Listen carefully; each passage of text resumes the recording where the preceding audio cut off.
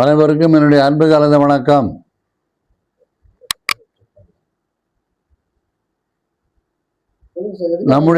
நம்முடைய நாடு சுதந்திரம் அடைவதற்கு முன் அரசியல் அமைப்பு சட்டம் முதலாக தீட்டப்பட்டது. அதற்கு ஆதாரமாக அடிப்படையாக விளங்கியவர் அந்த குழுவுக்கு, சட்டம் இயற்றுகின்ற குழுவுக்கு தலைவராக இருந்து வழிநடத்தியவர் டாக்டர் அம்பேத்கர் அவர்கள். அவர் யாரும் மறக்க முடியாது. அவர் வரலாற்றில் வாழ்ந்தார் என்பதற்கு பதிலாக அவரே ஒரு வரலாறு. சட்டங்களுக்கெல்லாம் வரலாறு அவர் தான். அதிலும் குறிப்பாக சிறுபான்மையோருக்கு என்ற ஒரு சட்டத்தை அவர் இயற்றுகின்ற பொழுது, அரசியல் அமைப்பு சட்டம் எண் 25, 26, 27, 30 இந்த எண்களிலே சிறுபான்மையோருடைய முக்கிய அம்சங்கள் குறிக்கப்பட்டிருக்கின்றன. அன்று முதல் இன்று வரை அது நடைமுறையில் இருந்து வருகிறது. அவர்களுடைய உரிமைகளின் பாதுகாப்பு, சொத்துக்களின் பாதுகாப்பு, வழிபாட்டு தலங்களின் பாதுகாப்பு, கல்லறை தோட்டங்கள், இன்னும் அவர்கள் சிறுபான்மையினுடைய சட்டத்தை வைத்து மற்றவர்களுக்கு கல்வி பூட்டலாம், தொழில் நிறுவனங்களை வைத்துக் கொள்ளலாம், அதை அவர்கள் நிர்வகிக்கலாம் என்ற அம்சங்கள் அத்தனையும் இந்த சிறுபான்மையினருக்கு கொடுக்கப்பட்டிருக்கின்ற அரசியலமைப்பு சட்டத்தில் இருக்கின்ற 25, 26, 29, 30 சட்டங்களிலே அவைகள் நடைமுறைக்கு இருந்து கொண்டிருக்கின்றன. இதற்கு முரண்பாடாக இப்பொழுது என்னென்ன செய்து கொண்டிருக்கின்றார்கள் என்பதை நான் உங்கள் எல்லோரும் படித்திருப்பீர்கள். இவர்களை மாற்றி அமைக்க வேண்டும், அவைகளை குறைக்க வேண்டும், அதை சிறுபான்மை சட்டத்திலிருந்து அரசியலமைப்பு சட்டத்திலிருந்து எடுத்துவிட வேண்டும் என்ற ஒரு முயற்சியெல்லாம் இப்பொழுது நடந்து கொண்டிருப்பதை நான் பார்க்கிறேன். என்னுடைய ஆயர் அமைப்பு அதிகாரிகள் கடந்த 11ஆம் தேதி, இந்த மாதம் 11ஆம் தேதி இதை பற்றி முறையீடு செய்திருக்கின்றார்கள். இதை பற்றி மிக மிக ஆழமாக, துல்லியமாக எங்களுடைய அணுகுமுறை இருக்க வேண்டும் என்பதை அவர்கள் தீர்மானம் செய்திருக்கின்றார்கள்.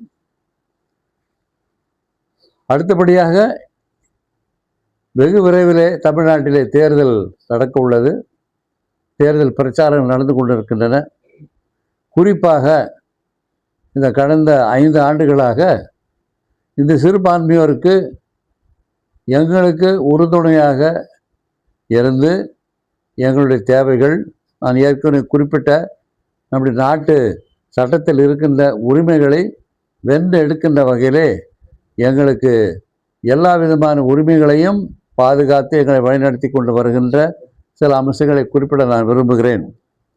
குறிப்பாக திராவிட முன்னேற்ற கழகத்தின் அமைப்பிலே நமது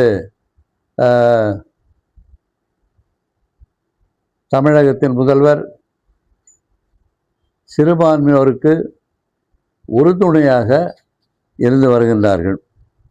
கிறிஸ்துவ பாதிரிமார்கள் மற்றும் தேவாலயங்கள் அவர்களுடைய உரிமை நலத்தை பாதுகாக்கின்ற வகையிலே அவர் எப்பொழுதும் முன்னின்று எங்களுக்கு ஆதரவு தெரிவித்து வந்திருக்கின்றார்கள். தேவாலயங்களின் பாதுகாப்பு மற்றும் புதுப்பித்தல் ஆகியவற்றுக்கு மானியம் தருதல், எருசலேம் நகருக்கு சென்று திரியாக சென்று கிறிஸ்தவர்கள் தங்களுடைய மத கடமைகளை நிறைவேற்றுவதற்கு அவர்களுக்கு உதவி, கல்லறைகள் எங்களுக்கு தேவைப்படுகின்றது. பெரும்பான்மையானோர் கல்லறைகளை புதைக்கப்படுகின்ற வழக்கத்தை நாம் அனுசரித்து வருகிறோம். அது அவ்வப்பொழுது தேவைப்படுகின்ற பொழுதெல்லாம் எங்களுக்கு தேவையான கல்லறை தோட்டங்களை அமைத்து தருகின்றார்கள். கல்வி நிறுவனங்களுக்கு நிரந்தர சிறுபான்மை அந்தஸ்து வழங்கியிருக்கிறார்கள். அவ்வப்பொழுது எங்களுக்கு ஆபத்து வரும்போதெல்லாம் அணுக வேண்டிய நிலை மாறி நிரந்தரமாக கல்வி நிறுவனங்களுக்கு நிரந்தர சிறுபான்மை அந்தஸ்தை வழங்க சான்றிதழ் அவர்கள் ஏற்கனவே அளித்து விட்டார்கள். இன்னும் குறிப்பாக கிறிஸ்மஸ் பாரிசு இதெல்லாம் பழக்கத்தில் இருந்து வருகிற ஒன்று. இது ஒரு ஒரு ஒரு ஒரு அவ்வப்பொழுது கொடுக்கின்ற ஒரு சிறு சிறு உதவி என்று கருதாமல் வழக்கமாக இருக்கின்ற ஒரு ஒன்றினை, அந்த வரலாற்றினை உறுதிப்படுத்தியிருக்கின்றார்கள். சிறுபான்மை கல்வி நிறுவனங்களுக்கு அதிக சுயாட்சி அதை தருவதற்கு ஏற்பாடு செய்திருக்கின்றார்கள். கூடுதல் ஆதரவு நடவடிக்கைகள்: கிறிஸ்தவ விழாக்கள், சிறுபான்மை விடுதி, மாணவர்களுக்கு சிறப்பு உணவு, கரூர், மதுரை, தேனி உட்பட்ட மாவட்டங்களில் புதிய கிறிஸ்தவ உதவி சங்கங்கள் இவைகள் அமைத்து அதன் மூலமாக சிறுபான்மை மக்களுக்கு இந்த பணிகளை நிறைவேற்றுவதற்கு உதவி செய்திருக்கின்றார்கள். நான் உண்மையாக எதை நான் வலியுறுத்தி இப்பொழுது சொல்ல வேண்டும் என்றால், சிறுபான்மை என்ற ஒரு அமைப்புகளோ அந்த உரிமைகளோ சிறுபான்மையில் இருக்கின்ற மக்கள், அதாவது கிறிஸ்தவர்களுடைய அனுபவத்திற்காக என்ற பொருள் அல்ல, நிச்சயமாக அல்ல. அது நாட்டு சட்டத்திலிருந்து வந்தாலும் சரி, இங்கு தமிழகம் போன்ற மாநிலங்களில் இருக்கின்ற நிறுவனங்கள் இருந்தாலும் சரி, நாங்கள் நடத்துகின்ற நிறுவனங்கள் எல்லாம் ஏறக்குறைய 75 விழுக்காடுகளுக்கு மேல் பெரும்பான்மையோர் தான் பயன்பெறுகின்றார்கள். அதை தான் நான் வலியுறுத்தி சொல்ல வேண்டும். சொல்லியிருக்கின்றார்கள் என்னவோ நான் வலியுறுத்தி சொல்ல வேண்டும். இங்கு படிக்கின்ற மாணவர்கள், மாணவிகள், பயன்பெறுகின்றவர்கள் அத்தனை பேரும் சிறுபான்மையோர் நடத்துகின்ற நிறுவனங்களின் வாயிலாக பெரும்பான்மையோர் தான் பெரும்பான்மையாக பயன்பெற்று கொண்டிருக்கின்றார்கள். ஆகவே எங்களுக்காக, எனக்காக, ஒருவருக்காக, ஒரு சில நிறுவனங்களுக்காக நாம் பேசுவது அல்ல. இவ்வாறு நிறுவனங்கள் நடத்துவதன் வாயிலாக பயன்பெறுகின்ற அத்தனை மக்கள், இளைஞர்கள், மாணவர்கள், ஏழைகள், கைவிடப்பட்டவர்கள், ஒடுக்கப்பட்டவர்கள், இவர்களின் சார்பாகத்தான் நான் பேசுகிறேன். இப்படிப்பட்ட நிலையிலே கடந்த 5 ஆண்டுகளாக எங்களோடு தோள் கொடுத்து எங்களுடைய கவலைகளை எல்லாம் நீக்கி எங்களோடு பயணித்து எங்களுக்கு எல்லா உதவிகளும் செய்து கொண்டு வந்த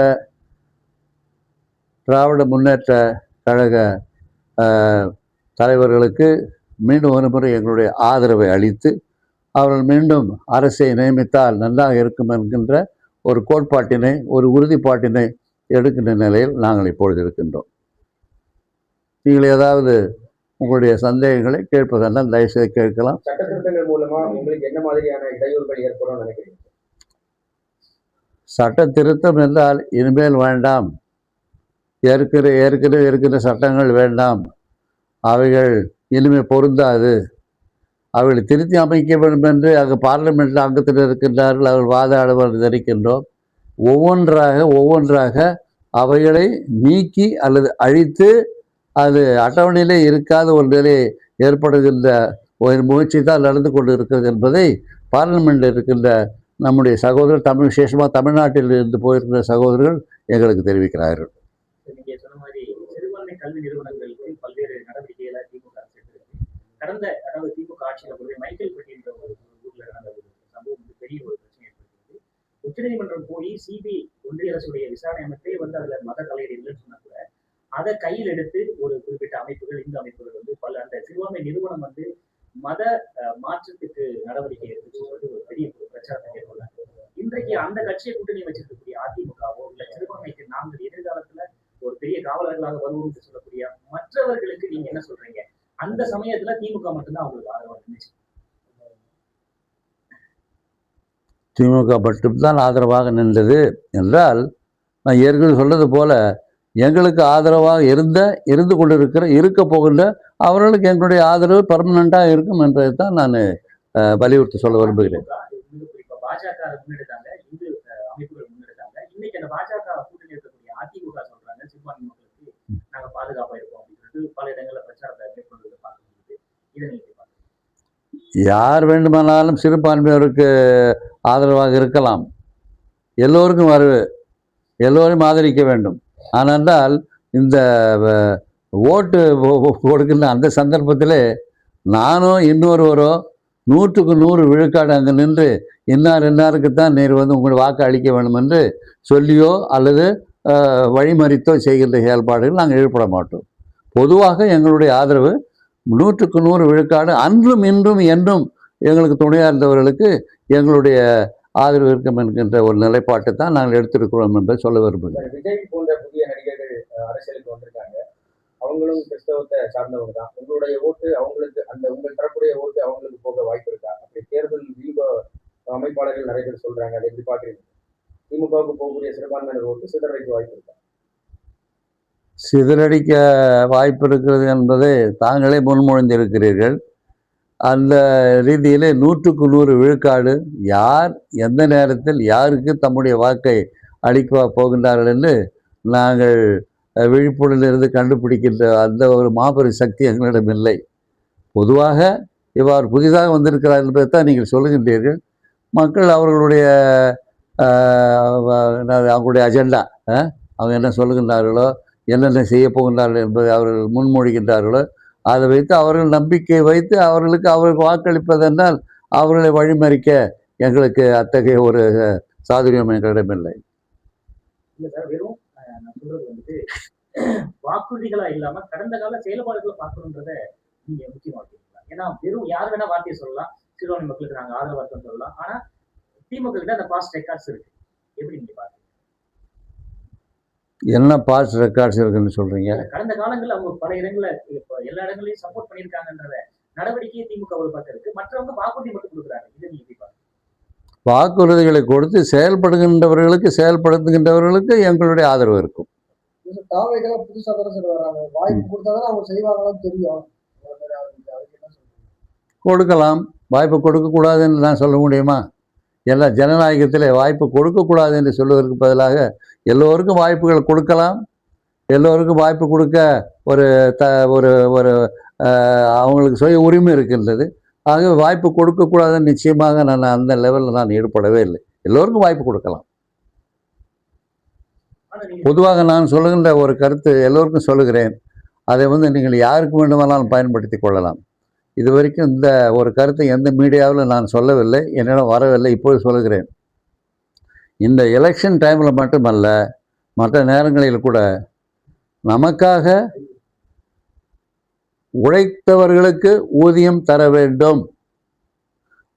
யாராக இருந்தாலும் பரவாயில்லை, இங்கே எந்த கட்சி என்று பரவாயில்லை, எந்த ஆள் என்று பரவாயில்லை, உழைத்தவர்களுக்கு ஊதியம் தர வேண்டும். இது யாரும் இல்லைன்னு சொல்ல முடியாது. உழைக்க தெரிந்தவர்களுக்கு வேலையை கொடுக்க வேண்டும். என்னை ஒரு இசை வாசின்னு சொல்ல, எனக்கு இசை வாசிக்க தெரிஞ்சாதான் நீங்கள் என்னை இசை வாசிக்க சொல்லலாம், பாட சொல்லலாம். எனக்கு பாட தெரியாதென்றால், எனக்கு இசை வாசிக்க தெரியாதென்றால் நீ வாசி பாடி என்ன நீங்கள் சொல்லலாமா? சொல்லக்கூடாது. வேலை தெரிந்தவர்களுக்கு வேலை தர வேண்டும், வேலை செய்தவர்களுக்கு கூலி கொடுக்க வேண்டும். யாராக இருந்தாலும் சரி, யார் வேலை செய்தார்களோ அவர்களுக்கெல்லாம் நிச்சயமாக கூலி தர வேண்டும். மக்கள் யாருக்கு எப்படி கூலி தர்றாரு, வேலை தெரியாதவங்களுக்கெல்லாம் வேலை கொடுக்கக்கூடாது. யாராக இருந்தாலும் சரி.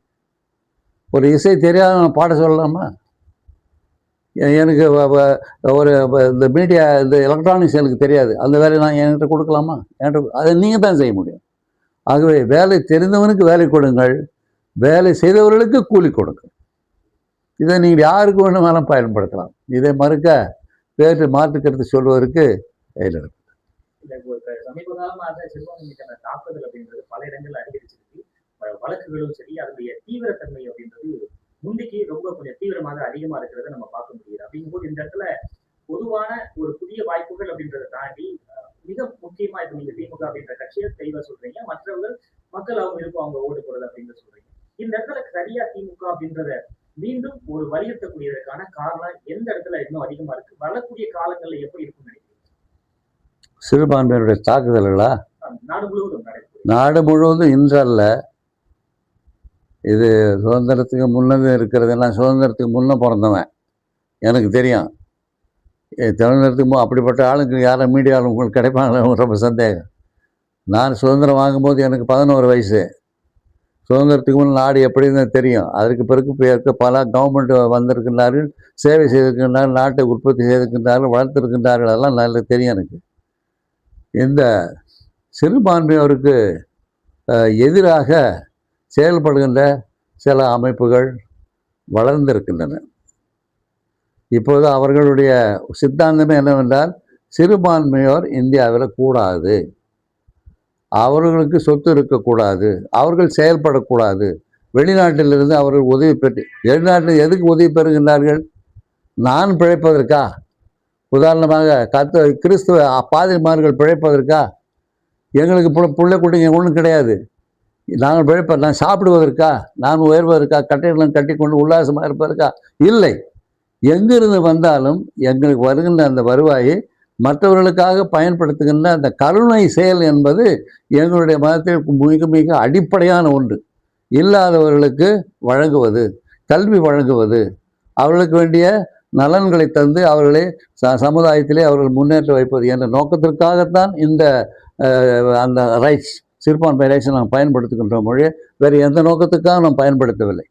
ஆகவே இது எங்களுக்காக, நாங்கள் வாழ்வதற்காக, நாங்கள் அனுபவிப்பதற்கு ஒரு இதை நீக்கி பிறருடைய நலனுக்காக வேண்டி நாங்கள் சிறுபான்மையோடு நாங்கள் செயல்பட்டு கொண்டு இருக்கிறோம். அப்படி இருக்கின்ற பொழுது நீங்கள் செய்ய வேண்டாம் என்று யார் சொல்லலாம்? எங்களுக்கு யார் மறுப்பு கூறலாம்? ஏனென்றால் நாங்கள் சேவை செய்வது இருப்பது மற்றவர்களுக்காகத்தான் வாழ்கிறோம். ரொம்ப நன்றி.